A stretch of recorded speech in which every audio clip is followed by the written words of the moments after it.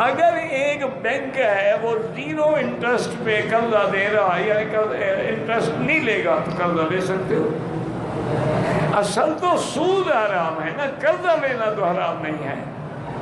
قرضہ تو کسی بندے سے بھی لے سکتے ہو نا.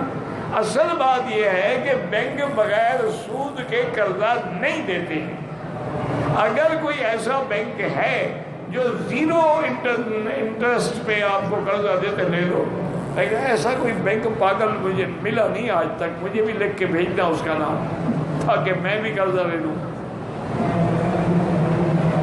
وہ کوئی اور چکر چلائے گا، قرضہ نہیں ہے، کوئی سروس چارجز لگائے گا، کچھ لگائے گا. بینک والے بڑے تیز ہوتے ہیں، باقاعدہ کورس کر کے آتے ہیں. اور بینکوں کے بنیاد رکھنے والے پتہ ہے کون ہے؟ یہودی ہیں. آج بھی ان کے ہاتھ میں لیول آف اکانومی ہے. مسلمان تو بس کھانے پینے کا شوق ہے نا جی، بس وہ مرغ مسلم، بریانی شریف، کوفتے شریف، حلوہ شریف. مسلمان ان چیز میں لگا ہوا ہے، نہ وہ پڑھتا ہے نہ محنت کرتا ہے.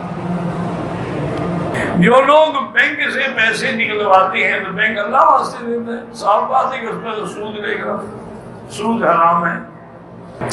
کہتے ہیں جی کہ ہمارے انڈیا میں GST کا ایک نظام بن رہا ہے جس کی وجہ سے کاروبار کے لیے بینک سے لازماً لنک رکھنا پڑے گا. تو مجبور ہے آپ رکھ سکتے، کوئی بات نہیں. لیکن تقویٰ یہ ہے کہ احتیاط کرنا کہ اس میں جتنا کچھ سود کا آئے وہ اپنے اوپر خرچ نہ کریں اور کسی غریب کو دے دیں، لیکن ثواب کی نیت بھی نہ کریں. باقی مجبور ہے، نہیں کریں گے تو کاروبار تو نہیں بند کر دیں گے. آپ دیکھیں نا کہ بہت سارے ملک ہیں وہاں سے آپ بغیر انشورنس کے نہیں آ سکتے. مجبوری ہے، ہم کیا کر سکتے. بینک سے گاڑی جو ہے اگر وہ سود لیتے ہیں پھر لینا ناجائز ہے.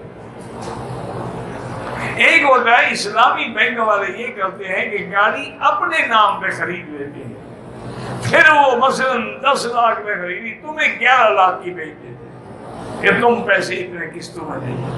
وہ تو ٹھیک ہے، لیکن اگر کوئی بینک آپ سے اس کے بعد گاڑی نہیں ہے، نہ بینک کے نام ہے، گاڑی اپنی کمپنی میں کھڑی ہے، تمہیں پیسے دیتے ہو تو سود ہے. کہتے جی کہ ایک یتیم بچہ ہے، وہ صرف بینک کا کام جانتا ہے اور کوئی نوکری نہیں ملتی. میرا بھائی اب تو اسلامی بینک بھی بن گئے ہیں، اس میں کوشش کرنا بھی نہیں، کر لے نوکری. جب دوسری جگہ نوکری مل جائے چھوڑ دے.